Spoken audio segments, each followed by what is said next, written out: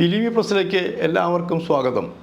മോഹൻലാലിൻ്റെ നേര്, മലൈക്കോട്ടെ വാലിബൻ ഈ സിനിമകൾ ഓടിക്കൊണ്ടിരിക്കുകയാണ്.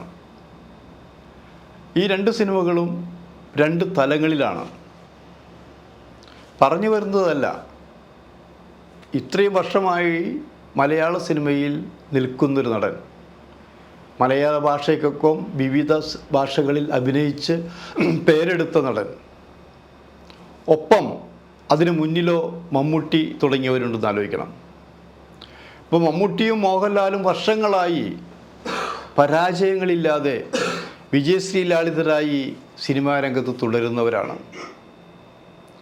അതിനു മുമ്പ് വന്നവർ കുറേ കാലം ഇവിടെ നല്ല സിനിമകൾ ചെയ്ത് നല്ല കഥാപാത്രങ്ങൾ അവതരിപ്പിച്ച്, അത് നടന്മാരായാലും സംവിധായകരായാലും നിർമ്മാതാക്കൾ കുറേ നല്ല സിനിമ ചെയ്തവരുണ്ട്.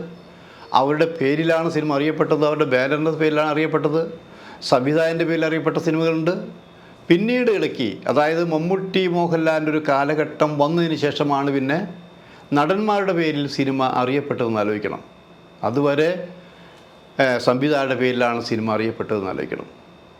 ചിലർ ഔട്ടാവാറുണ്ട്, പുറത്തു പോകാറുണ്ട്, ചിലർ രക്ഷപ്പെടാറുണ്ട്, പുതിയവർ വന്ന് പെട്ടെന്ന് പോവും. നടികളാണെങ്കിൽ വർഷങ്ങളോളം നിന്ന നടികളുണ്ട്, ചില നടികൾ വരുന്നു പെട്ടെന്ന് പോകുന്നു. അങ്ങനെ ഇത്ര കാലത്തേക്ക് സിനിമയിൽ നിൽക്കാൻ പറ്റുമെന്ന് ഉറപ്പ് പറയാൻ ആർക്കും പറ്റില്ല. ഇപ്പോൾ നിലനിൽക്കുന്നവരും അങ്ങനെ തന്നെയാണ്. ആർക്കും ഒരു ഉറപ്പില്ല. ഒരു സിനിമ പരാജയപ്പെട്ടാൽ അപ്പം പിന്നെ ഇവിടെ പ്രചരണം തുടങ്ങും, ആൾ പോയി, ഔട്ടായി എന്നുള്ളത്. ഇത് ഒരു കൂട്ടായ്മയാണ്. ഒരു സിനിമ ഒരാളുടെ കഴിവിന് വേണ്ടി മാത്രമാണ് സിനിമ ചെയ്യുന്നതെങ്കിൽ മറ്റുള്ള ആവശ്യമില്ലല്ലോ. നല്ല ടീമിനെയാണ് പലപ്പോഴും ഈ സിനിമയിൽ ഉൾപ്പെടുത്താറ് പതിവ്. അപ്പോൾ മോഹൻലാലിനെ സംബന്ധിച്ച്, മോഹൻലാൽ പ്രത്യേക ചിട്ടകളൊന്നും അങ്ങനെ ഇല്ല സിനിമയിൽ. റോള് ചെയ്യുക, നന്നായിട്ട് ചെയ്യുക, അതിന് പ്രത്യേകിച്ച് കണക്ക് കൂട്ടലുകളോ റിഹേഴ്സലുകളോ ഹോംവർക്കുകളോ ഒന്നുമില്ല. ഇപ്പോൾ ലൊക്കേഷൻ പോയി കഴിഞ്ഞാൽ നമ്മൾ ആദ്യം ഷൂട്ടിംഗ് ഇല്ലാത്ത, ക്യാമറയ്ക്ക് മുന്നിൽ വരാത്ത ലാല് ലൊക്കേഷനിൽ ചെന്ന് കഴിഞ്ഞാൽ എന്തെങ്കിലും തമാശ പറഞ്ഞിരിക്കും, അല്ലെങ്കിൽ പ്രൊഡക്ഷൻ്റെ ആൾക്കാരോട് തമാശ പറയും, അവരെ സഹായിക്കും. ഇപ്പോൾ ക്യാമറമാന് ട്രോളി ഉണ്ടെങ്കിൽ ആ ട്രോളി ഉന്താൻ സഹായിക്കും. ഇങ്ങനെ വെറുതെ ഇരിക്കുന്ന ലാലിനെ നമുക്ക് കാണാൻ പറ്റില്ല.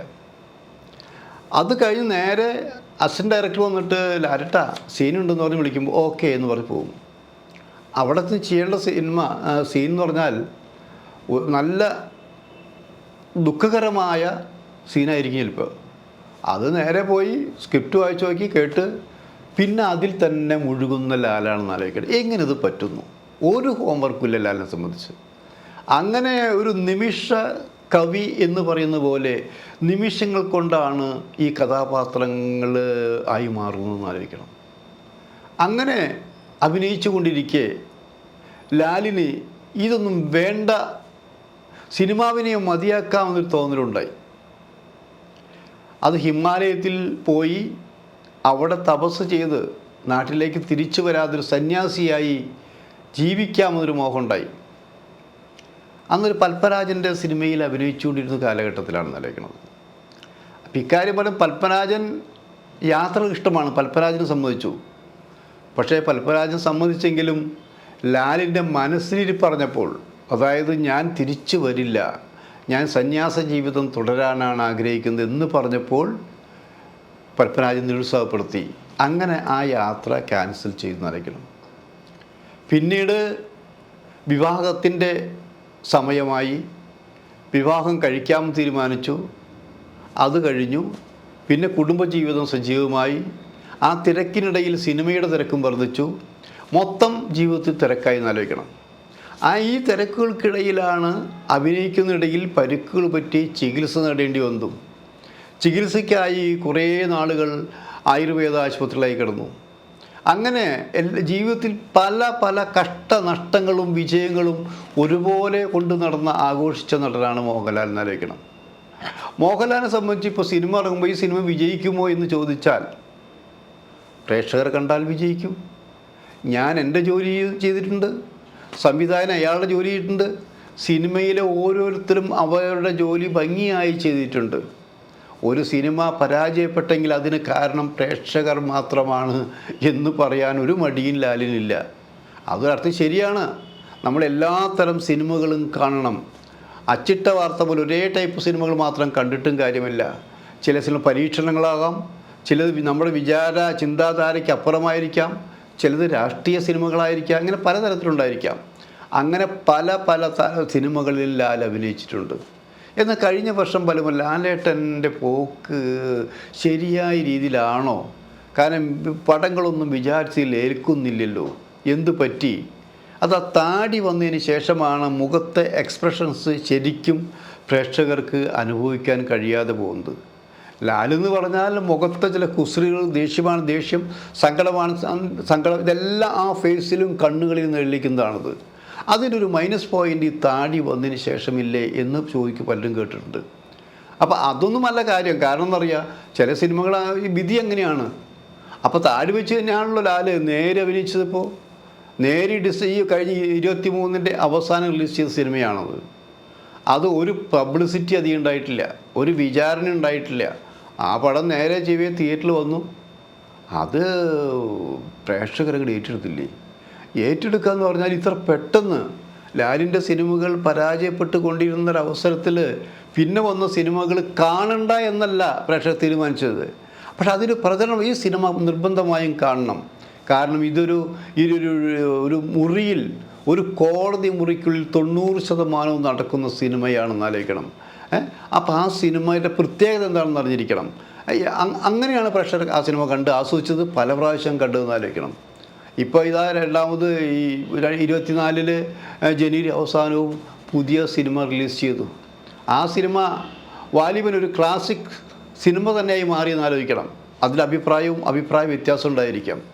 അപ്പോൾ അതിനിടയിലാണ് ചോദിച്ചത്, ഈ ലാലേട്ടൻ സിനിമാ ജീവിതത്തിൽ നിന്ന് എന്നാണ് ഒരു റിട്ടയർമെൻറ്റ് ലൈഫ് ഉണ്ടായിരിക്കണമെന്ന് ചോദിക്കുന്നത്. അപ്പോൾ ലാൽ പറഞ്ഞത്, ഒരു കലാകാരനെ സംബന്ധിച്ച് റിട്ടയർമെൻറ്റ് ലൈഫില്ല.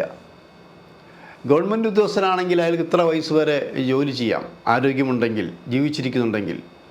അത് ഇടയ്ക്ക് വെച്ച് മരിക്കുകയാണെങ്കിൽ അവരുടെ ബന്ധുക്കൾക്കും ജോലി കിട്ടും. ഇവിടെ അങ്ങനെയൊന്നുമില്ല. ഇവിടെ എനിക്ക് കഴിയാവുന്ന രീതിയിൽ ഞാൻ ജോലി ചെയ്യും. ഞാനായിട്ട് സിനിമ വേണ്ടെന്ന് വയ്ക്കില്ല. കാരണം എൻ്റെ സ്വപ്നത്തിലുള്ളതാണ് സിനിമ എന്ന് ആലോചിക്കണം. എൻ്റെ സ്വപ്നത്തിൽ, എൻ്റെ രക്തത്തിൽ എന്ന് വേണ്ട എൻ്റെ ഡ്രീം തന്നെയാണെന്ന് ആലോചിക്കണം. അപ്പോൾ സിനിമ ഞാനായിട്ട് വിടില്ല. അഭിനയ രംഗത്തുണ്ടായിരിക്കാം, നിർമ്മാണ രംഗത്തുണ്ടായിരിക്കാം, സംവിധാന രംഗത്തുണ്ടായിരിക്കാം, എഴുത്തിൻ്റെ രംഗത്തുണ്ടായിരിക്കാം, ഏതെങ്കിലും ഒരു മേഖലയിൽ ഞാനുണ്ടായിരിക്കും. ഇപ്പം തന്നെ ഞാൻ സംവിധാനം ചെയ്ത സിനിമ റിലീസ് ചെയ്യാനുള്ള തയ്യാറെടുപ്പ് നടത്തിക്കൊണ്ടിരിക്കുകയാണത്. ആ സിനിമ എന്തായിരിക്കും എന്നൊരു ആങ്സൈറ്റി എനിക്കുണ്ട്. കാരണം എൻ്റെ ആദ്യത്തെ സംവിധാന ശൈലിയാണെന്ന് ആലോചിക്കണം. ആ ഒരു പുതുമുഖത്തിൻ്റെ മനസ്സോടെ തന്നെയാണ് ഞാനത് കാണുന്നത്. അത് രക്ഷപ്പെടുമെന്ന് തന്നെയാണ് എൻ്റെ വിശ്വാസം. പലരും അങ്ങനെ തന്നെയാണ് പറഞ്ഞത്. പക്ഷേ ഇപ്പോൾ ഞാൻ പറയുന്നതെന്ന് വെച്ചാൽ, ഞാൻ എപ്പോൾ റിട്ടയർ ചെയ്യുമെന്ന് പറയാൻ പറ്റില്ല. സിനിമയിൽ അഭിനയിക്കുമ്പോൾ, എൻ്റെ സിനിമ കുറയുമ്പോൾ, സിനിമയ്ക്ക് എന്നെ വേണ്ടാന്ന് തോന്നുമ്പോൾ എനിക്ക് തിരിച്ചു പോയല്ലേ പറ്റുള്ളൂ. അതായിരിക്കും എൻ്റെ റിട്ടയർ. ഞാനായിട്ട് സിനിമ വേണ്ടെന്ന് വയ്ക്കില്ല. എനിക്ക് സിനിമയിൽ എനിക്ക് ആരോഗ്യമുള്ള സമയം വരെ, ആരോഗ്യം ഒരു പ്രധാന ഘടകമല്ലേ. ഞാൻ അസുഖം ബാധിച്ച് കിടപ്പിലാണെങ്കിൽ എനിക്ക് അഭിനയിക്കാൻ പറ്റുമോ? അപ്പം അതുകൊണ്ട് ഞാൻ എൻ്റെ സിനിമാ ജീവിതം പ്രഖ്യാപിക്കുന്നത് എനിക്ക് ആരോഗ്യം ഇല്ലാതാകുന്ന ദിവസം എന്നാണോ അന്ന് മുതൽ ഞാൻ സിനിമയിലെ എൻ്റെ അഭിനയമായാലും സംവിധാനമായാലും മറ്റെന്തായാലും അവസാനിപ്പിക്കുമെന്നാണ് ലാൽ പറഞ്ഞത്. ആലോചിക്കുമ്പോൾ അതൊരു വലിയ ഉത്തരമല്ലേ. ഞാനായിട്ടില്ല. അസുഖം വരുന്നത് എൻ്റെ കുറ്റം കൊണ്ടാണോ? അല്ല. അപ്പോൾ എന്തായാലും ലാലിന് അസുഖമൊന്നുമില്ലാതെ വർഷങ്ങളോളം നല്ല സിനിമകൾ ഇതുകൊണ്ട് ഇവിടെ നമ്മോടൊപ്പം ഉണ്ടാകട്ടെ അല്ലേ.